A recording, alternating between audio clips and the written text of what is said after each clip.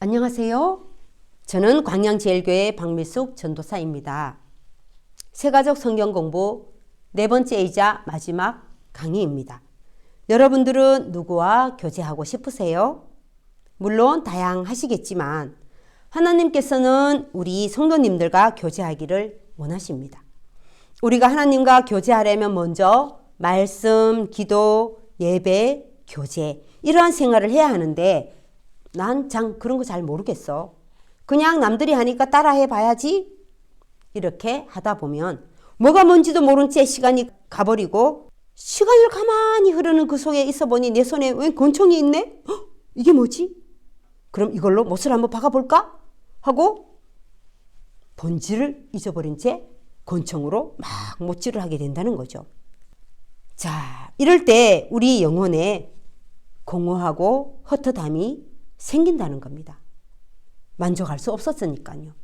그 이유는 우리 인간은 하나님과 교제하는 영적인 존재로 만들어져 있기 때문입니다. 그러면 하나님과 우리가 어떻게 교제할 수 있을까? 두 가지를 함께 나눠보려고 합니다. 첫 번째는 하나님의 말씀입니다. 자, 그림을 보면 이 아이가 이렇게 말합니다. 엄마, 오늘도 태양이 떴어요? 물론이지. 그 태양은 언제부터 떴어요? 하나님이 태초에 빛이 있으라 하실 때부터지. 오, 그러면 그 말씀 때문에 지금까지 계속 뜨고 있단 말이에요?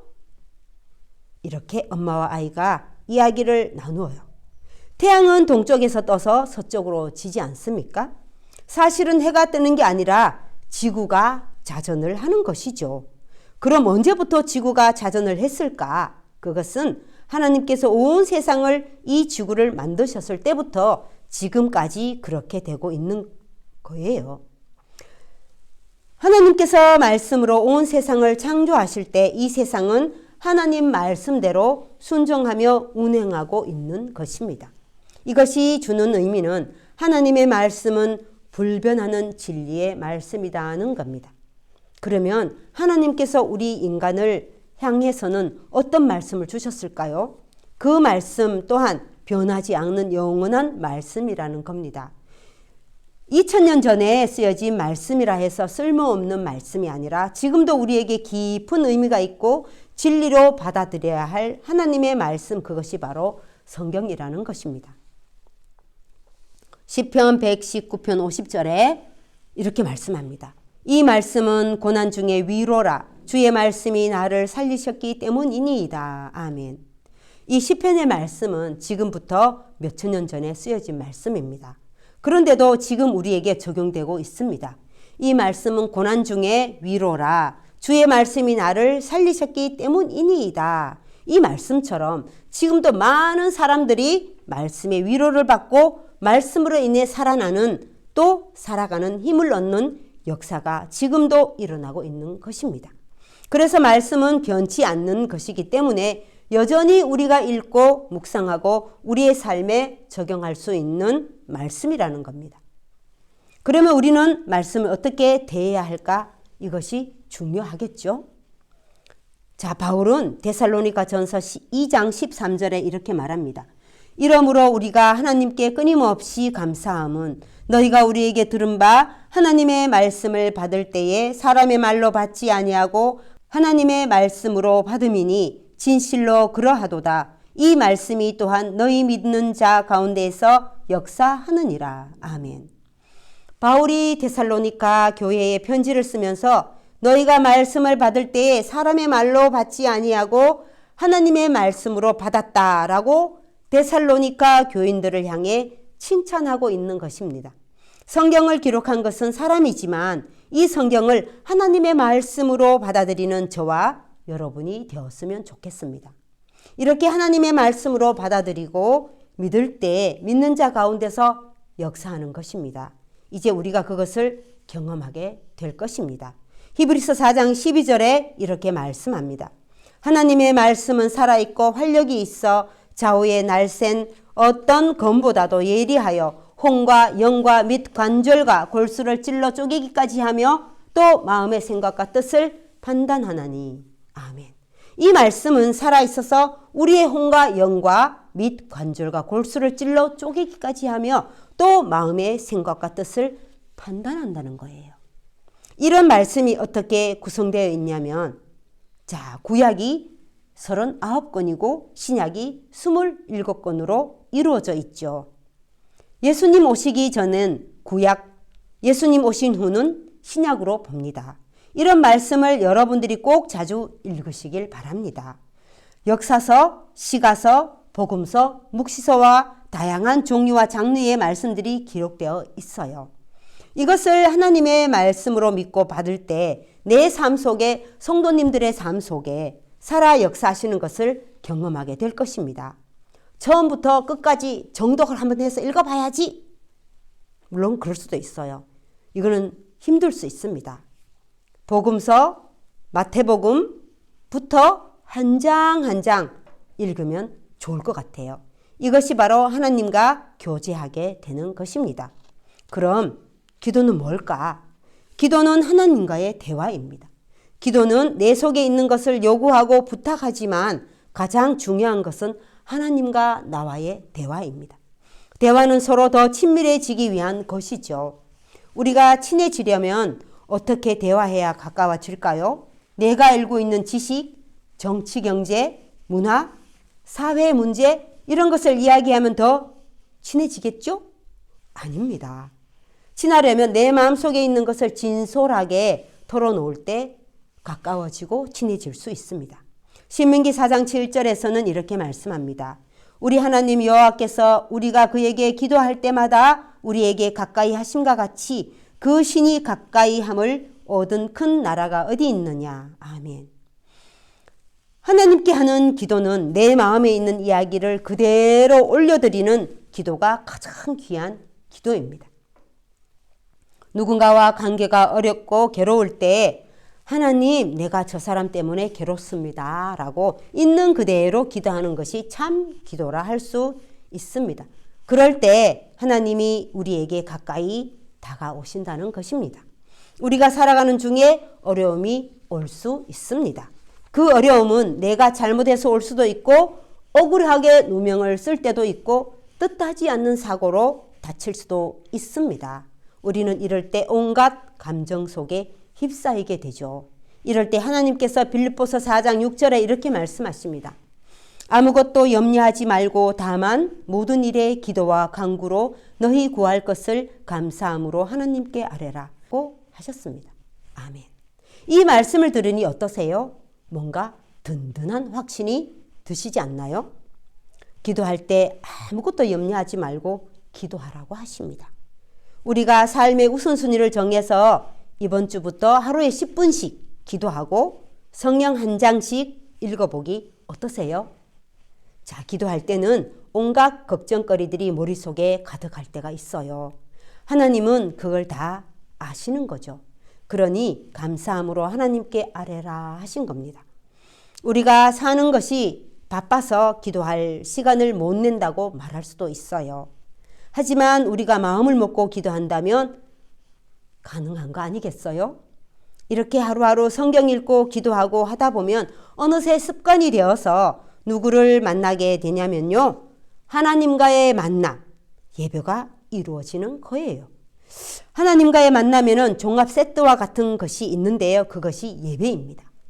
예배에는 기도도 있고 말씀도 있고 찬송도 있습니다. 하나님과의 즐거운 만남이 바로 예배입니다. 여기 한 가정이 있습니다. 아주 분주한데요. 화면을 한번 보세요. 자세히 보면 엄마가 예배에 늦지 않으려고 난리법석입니다. 화면을 보면 예배를 다 드린 후 혼자 반성하고 있죠? 자, 보세요. 예배 드리기 전과 예배 드린 후 변화가 일어난 것입니다. 이렇게 교회에 등록하고 하나님을 만나기로 마음먹은 이상 교회에 오셔서 예배를 꼭 드리시길 바랍니다. 우리가 예배 드리기 전에 난리법석을 떨고 지각하지 않으려고 큰 소리를 지르고 했던 그 모습을 예배 시간에 한 번 더 되돌아보게 되는 거죠. 이렇게 예배는 두 가지의 관계의 회복을 가져오는데요. 하나는 하나님과의 관계 회복이고 하나는 내 주변의 사람들, 가족들과 친구들 그리고 직장 동료들과의 관계 회복이 이루어지는 것입니다. 그래서 예배는 참 좋은 것입니다. 여러분도 혹시 다림질 해본 경험 있으세요? 남자분들은 아마 군대에서 다림질을 칼같이 한다더라고요. 옷을 다리다 보면 아무리 다려도 구김이 없어지지 않을 때가 있어요. 가만 보니까 코드가 꼽혀 있지 않은 거예요. 그러니 아무리 다려도 주름이 펴지지 않는 것이죠. 우리의 인생도 이와 같습니다. 우리의 인생은 예배를 통해서 하나님과의 접속이 있고 하나님과의 만남이 있을 때 모두 염려와 모든 걱정거리들이 예배를 통해서 풀려가는 것처럼 예배를 통하여 내 인생의 주름이 구겨진 마음이 다 펴지는 역사가 일어날 것입니다. 여기 만화를 한번 볼까요? 자, 집에서 흔히 볼 수 있는 우리의 일상의 한 부분 같습니다. 한번 보세요. 누구야? 라고 불렀는데 아무리 불러도 대답하지 않고 있으면 어떻게 됩니까? 급기야 큰 소리로 누군가를 부르게 되죠. 자, 이렇게 누군가가 나를 불렀을 때 대답을 하지 않고 있으면 정말 답답하죠. 자, 우리는 누가 나를 부르면 바로 대답해야겠죠? 마찬가지로 하나님이 우리를 예배의 자리로 부르실 때 대답하는 겁니다. 대답을 하고 하나님께 나오면 하나님이 원하시는 삶을 살아갈 수가 있는 것입니다. 그래서 하나님께서 우리를 빚어가시고 우리가 변해가는 것입니다. 자, 로마서 12장 1절을 보면 자, 이렇게 말씀하십니다. 하나님의 자비하심을 입은 자는 너희 몸을 거룩한 산 제물로 드리라는 것입니다. 우리를 제물로 드리라는 게 아니라 하나님이 말씀해 주신 삶으로 살아내라는 것입니다. 예배를 드리고 나서 한 주간 동안 말씀을 생각하며 순종하는 마음으로 살아가는 것이 바로 예수 그리스도 예수님을 믿는 사람들의 모습이라는 것입니다. 그래서 우리의 삶이 하나님의 말씀의 응답이 되었으면 좋겠습니다.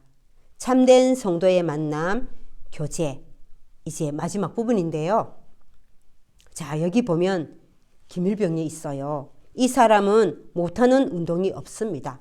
맞는 스포츠맨인데요. 이제 군대까지 갔으니 뭐든 다 잘하는 군인이 되었어요. 그림처럼 두 부대가 서로 총으로 싸우고 있는데 아, 저까지 거 나 혼자 해결할 수 있어 하면서 막 뛰쳐나갑니다. 스스로 능력이 있다고 생각한 거죠. 이제 총도 잘 쏘게 되었으니까요. 그런데 바로 총에 빵 맞고 죽습니다. 그 이유는 무엇일까요? 혼자서는 안 되니까요. 혼자서는 전쟁을 이길 수 없어요. 이런 전쟁은 혼자가 아니라 함께 해야 하는 것입니다. 마찬가지로 우리가 예수님을 믿게 된 이후로 영적 전쟁이 시작되는 거예요. 전에는 죄의 사탄의 어둠의 자식이었지만 이제 하나님의 아들로 천국 백성으로 나오게 된 것입니다. 그러면 사탄은 우리를 향해 도전하고 우리의 믿음을 시험합니다. 그래서 매일 싸워줄 그들과 함께 우리가 교제할 필요가 있는 것이죠. 히브리서 10장 24에서 25절 서로 돌아보아 사랑과 선행을 격려하며 모이기를 패하는 어떤 사람들의 습관과 같이 하지 말고 오직 권하여 그 날이 가까움을 볼수록 더욱 그리하자. 아멘. 서로 돌아보아 서로 격려하고 모이기를 힘쓰고 교제할 때 우리의 믿음을 지킬 수 있고 어려울 때에게도 이길 수 있다는 것입니다. 그래서 구역 속에서 교제하고 어려움을 나누고 힘들 때 서로 위로하고 격려하며 좋은 일에는 축하해주고 또 우리의 믿음을 잘 지켜갈 수 있기를 소망합니다. 우리는 갓 태어난 신생아가 누군가의 도움 없이 생존할 수 없듯이 우리는 영적 신생아인 것 마찬가지입니다. 우리는 모두 신생아입니다. 아직 혼자 걷지 못하는 영적 영아들인 것처럼 말이죠. 교회는 성도님의 영적 생존을 위한 보호자 역할을 합니다. 이 중에는 말씀도 잘 읽고 기도도 잘하고 찬양도 잘할 수 있지만 혼자서는 길을 잃을 수가 있어요. 그래서 우리가 믿음 안에서 만나고 교제할 때 하나님 안에서 행복할 수 있습니다. 그래서 말씀 읽고 기도하고 주일에 예배를 드려서 하나님과의 교제가 있었으면 좋겠습니다. 우리 섬김이들이 연락하고 모임할 때 같이 참여해서 좋은 교제를 하는 행복한 성도님들이 되시기를 소망합니다. 이제 오늘 네 번째 교제를 주제로 마치면서 그동안 강의 들으시느라 수고하셨습니다. 이제 이번 주 오시는 예배 때에 수료할 수 있도록 예배에 꼭 참석해 주시기 바랍니다. 감사합니다.